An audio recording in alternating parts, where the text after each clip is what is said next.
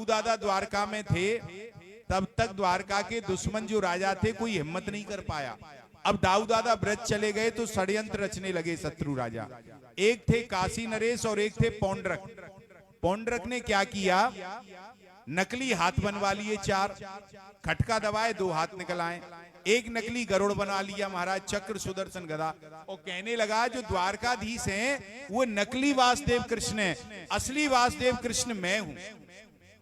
अब देखो, जब भगवान इस धरा पर हैं तब झूठे भगवान बनने लोग, तो आज अगर 100-200 अपने आप को भगवान बनाने लग जाएं तो कौन सी बड़ी बात है।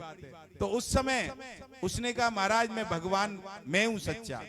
काशी नरेश ने कही तू भगवान बन जा, मैं तेरा सेवक बन जाऊंगा, और जब चढ़ावा चढ़ेगा दोनों आधा कर लेंगे। आजकल धर्म के नाम पे खूब पैसा आता है, चढ़ाया चढ़ेगा आधा आधा बांट लेंगे। बन गई, ठीक है महाराज। लेकिन एक बात है, लोग बाग द्वारकाधीश को असली भगवान मानते हैं। अगर द्वारकाधीश तुझे भगवान मान ले तो समझ तुझे सब लोग जल्दी भगवान मान लेंगे, नहीं तो तुझे बहुत मेहनत करनी पड़ेगी भगवान बनने में। तो क्या करूं, वन एक पत्र लिख तू द्वारकाधीश के लिए कि देखो मैं कलयुग में कुलसित प्राणियों का उद्धार करने के लिए अब असली भगवान का अवतार हो गया है, और तुम अगर खैर चाहते हो तो चले जाओ, मैं तुम्हें दंड नहीं दूंगा, अन्यथा दंडित करूंगा। सुधर्मा सभा में दूत पहुंचा, उद्धव जी ने उसके पत्र को लिया और उद्धव जी हंसने लगे। द्वारकाधीश बोले उद्धव जी क्या बात है। उद्धव जी बोले महाराज अपने बोरिया बिस्तर बांधो और जाओ। बन क्यों, तुम नकली हो, असली भगवान पैदा हो गए। अच्छा, भगवान भी मुस्कुराए।